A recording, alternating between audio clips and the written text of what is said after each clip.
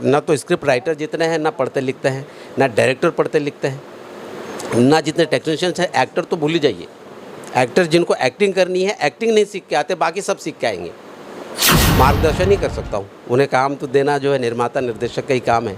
निर्माता निर्देशकों में अगर समझ हुई और उनको लगेगा कि उनकी कहानी के हिसाब से वो फिट है तो वो लेंगे, और लेंगे या नहीं लेंगे वो उनको। प्यार से रिलेटेड ही एक फ़िल्म है जिसमें प्यार होगा और प्यार होगा।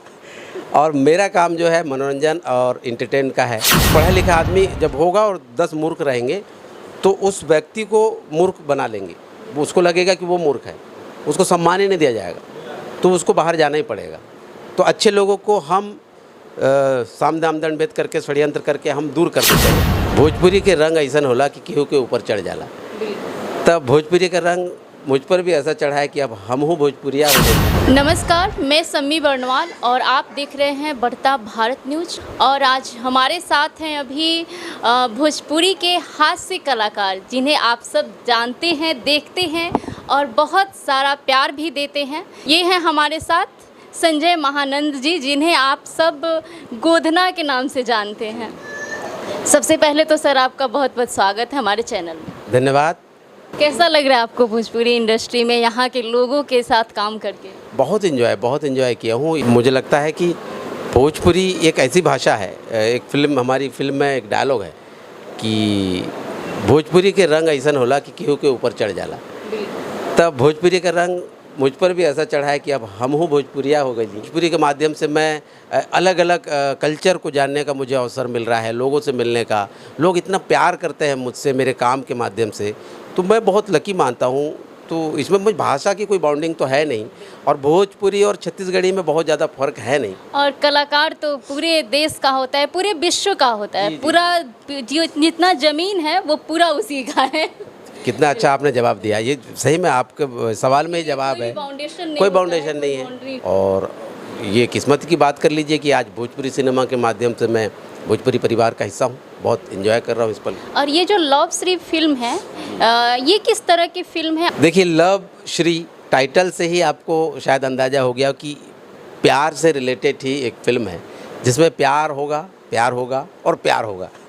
और मेरा काम जो है मनोरंजन और इंटरटेन का है, कॉमेडी का है, तो मैं अपनी भागीदारी निभाने इस फिल्म में आया हूँ। सबसे पहली फिल्म जो लोगों को बहुत पसंद आई हो? निरहुआ हिंदुस्तानी मेरी पहली कमबैक फिल्म थी, और उस फिल्म से मुझे इंडस्ट्री में पहचान मिली थी। लेकिन ऑडियंस के बीच में अगर मैं सच कहूँ तो राजा बाबू, निरहुआ हिंदुस्तानी के बाद जो राजा बाबू फिल्म आई थी, राजा बाबू का जो गोधना है वो लोगों के जहन में, लोगों के दिल दिमाग में ऐसा घर कर गया कि लोगों ने मुझे अपना उपनाम ही मिल गया, निक नेम मिल गया। लोग मुझे संजय महानंद के नाम से कम और गोधना के नाम से ज़्यादा जानते हैं। तो किसी एक्टर को उसके चरित्र के नाम से अगर जानने लगे लोग, तो ये एक बहुत बड़ी उपलब्धि मानता हूँ मैं अपने आप में। भोजपुरी इंडस्ट्री का मैं तीसरा बंदा हूँ जिसे कैरेक्टर नेम से जाना जाता है। सबसे पहले तो दिनेश लाल जी को निरहुआ के नाम से जानते हैं लोग, जो कैरेक्टर नेम है उनका असली नाम नहीं है। और उसके बाद हमारे जो सीनियर कलाकार हैं मनोज टाइगर जी, उनको बतासा चाचा के नाम से जानते हैं। और मैं बहुत लकी हूँ कि मुझे संजय महानंद को गोधना के नाम से जानते हैं। तो एक कलाकार के लिए बहुत खुशी का पल होता है। लोग गायक भी रह चुके हैं और आपने छत्तीसगढ़ की मूवी में भी वो काम किया हुआ है आपने। जी। तो कुछ आप लोकगीत ही सुना सकते हैं? तो मऊहा के दारू छोड़ी पियता बियर, अब तो आजा डियर, छाती से लगा के रख बुनियर, अब तो आजा डियर। ये मेरा बड़ा प्रिय गीत है, कल्पना जी की आवाज़ में मैंने ये गीत सुना था। और आपकी कोई फिल्म जो आने वाली है, दर्शक इंतजार कर रहे हैं?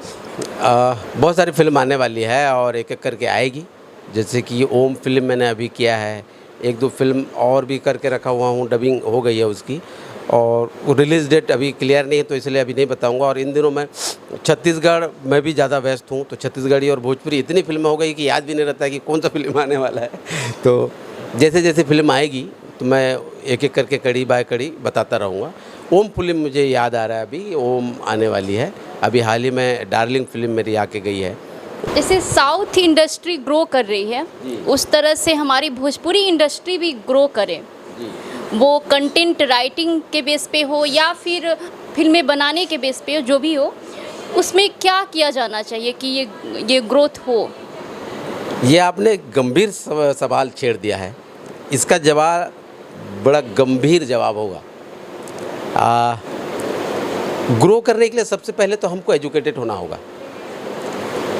हमारा दुर्भाग्य है कि बहुत बड़ी इंडस्ट्री है, और मैं पहले ही आपसे कहा कि भोजपुरी परिवार ने मुझे बहुत कुछ दिया है और मैं उसका ऋणी रहूँगा हमेशा। जितनी प्रसिद्धि, जितना मान सम्मान मुझे मिला है, शायद छत्तीसगढ़ में ही करता रहता तो नहीं मिलता।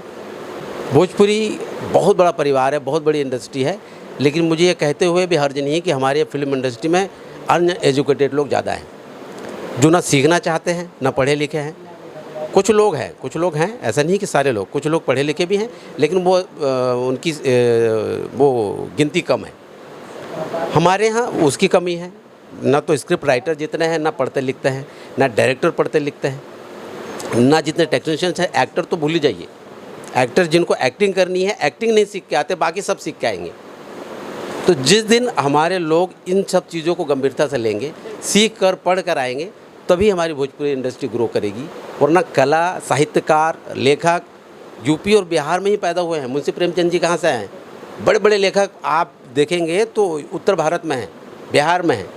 लेकिन अफसोस कि हमारी भोजपुरी इंडस्ट्री के लोगों को पढ़ने की आदत ही नहीं। जो इस तरह से हैं वो पलायन कर जाते हैं, हिंदी के तरफ चले जाते हैं। उनको सम्मान नहीं मिलता, क्योंकि कहते हैं ना कि एक जो पढ़ा लिखा आदमी जब होगा और 10 मूर्ख रहेंगे तो उस व्यक्ति को मूर्ख बना लेंगे। उसको लगेगा कि वो मूर्ख है, उसको सम्मान ही नहीं दिया जाएगा, तो उसको बाहर जाना ही पड़ेगा।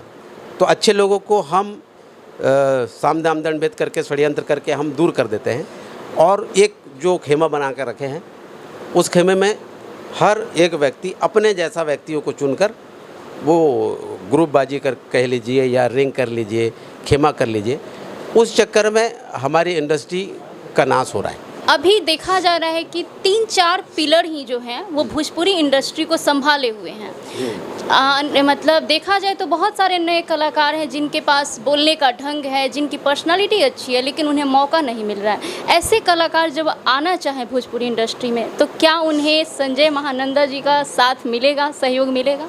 संजय महानंद हमेशा उन लोगों के साथ है जो पढ़ लिख कर या सीख कर आना चाहते हैं। और मैं हमेशा सबसे कहता हूँ कि अभिनय जो है आप जाके सीखिए, करके आइए। मुझसे बहुत सारे लोग संपर्क करते हैं, हमको भी करना है भैया। तो हम कहें बेटा जाके कहीं सीखिए, थिएटर करिए, आपके गांव में रंगमंच होगा वहाँ करिए, जो भी आपके पास सुविधा होगी वो करिए, उसके बाद आइए। तो जब सीखा हुआ व्यक्ति और जो अनपढ़ व्यक्ति है, अनपढ़ मतलब जो बिना सीखा हुआ आदमी है, उन दोनों में फ़र्क जब साथ में काम करेंगे तो अलग से दिखेगा आपको, वो परफेक्शन अलग होगी। तो मेरा तो सहयोग उन लोग के लिए और आशीर्वाद हमेशा रहता है और हमेशा रहेगा।